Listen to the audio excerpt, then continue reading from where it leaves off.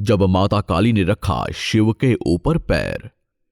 काली, कालिका या महाकाली हिंदू धर्म की एक प्रमुख देवी हैं। वो मृत्यु, काल और परिवर्तन की देवी हैं।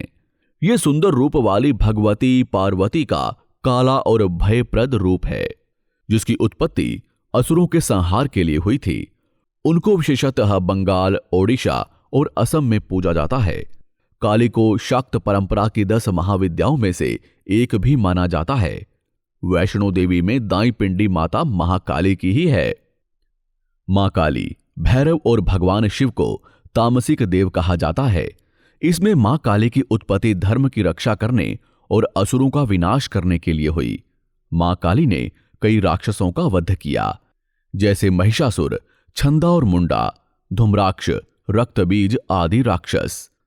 चूंकि मां काली तामसिक देव हैं और उनके उपासकों में प्रमुख तौर पर आदिवासी लोग रहे हैं, लिहाजा उन्हें मांस, मछली, मदिरा और मुद्रा, भुना हुआ अनाज का चढ़ावा चढ़ाने की परंपरा रही है। क्योंकि आमतौर पर आदिवासी खेती नहीं करते थे बल्कि शिकार करते थे, मां काली को नवरात्रि आदि में बलि देने की प्रथा भी आदिवासियों में ही ज्यादा प्रचलित है। काली की व्युत्पत्ति काल अथवा समय से हुई है, जो सबको अपना ग्रास बना लेता है। मां का ये रूप नाश करने वाला है, पर यह रूप सिर्फ उनके लिए है जो दानवीय प्रवृत्ति के होते हैं, जिनमें कोई दया भाव नहीं है। ये रूप बुराई से अच्छाई को जीत दिलवाने वाला है। अतः मां काली अच्छे मनुष्यों की शुभेक्षु और पूजनीय हैं। इनको महाकाली भी कहते हैं। प्राचीन काल में राक्षस अपनी तपस्या के बल पर ऐसी शक्तियां प्राप्त कर लेते थे जिसके सामने टिकना देवताओं के लिए भी मुश्किल हो जाता था। राक्षस अपनी शक्तियों का प्रयोग करके आतंक और भय फैलाते थे। कई बार वो अपनी तपस्या से ऐसा वरदान मांग लेते थे जिससे उनका अंत करना मुश्किल ही नहीं, नामुमकिन हो जाता था। ऐसी ही एक घटना रक्तबीज नाम के राक्षस से जुड़ी है। रक्तबीज एक बहुत ही भयानक राक्षस था। कई साल तपस्या करने के बाद उसने मनचाहा वरदान हासिल किया। वरदान के अनुसार उसका अंत होना नामुमकिन था, लेकिन जिस तरह संसार में हर चीज का अंत होता है, वैसे ही पाप और नाश का अंत करने के लिए भी कोई ना कोई जरूर आता है। रक्तबीज का अंत मां काली के हाथों से हुआ, लेकिन इस दौरान गलती से मां काली का पांव भगवान शिव के ऊपर आ गया। आइए जानते हैं उस घटना के बारे में। एक बार रक्तबीज नाम का एक राक्षस था। वो बहुत ही भयानक और बहुत ही शक्तिशाली था। रक्तबीज ने भगवान शिवजी को अपनी तपस्या से प्रसन्न किया। भगवान उसके सामने प्रकट हुए और उससे पूछा कि उसे क्या वरदान चाहिए। भगवान शिव ने रक्तबीज की बातें सुनी और उसने एक वरदान हासिल कर लिया। रक्तबीज को यह वरदान मिला था कि उसका खून जहां भी गिरेगा वहां से उसी के समान राक्षस पैदा हो जाएगा। रक्तबीज को अपने इस गुण का बहुत अभिमान था, इसलिए उसने अपनी शक्तियों का गलत इस्तेमाल करना शुरू कर दिया। उसे यह यकीन हो गया कि उसका अंत नामुमकिन है।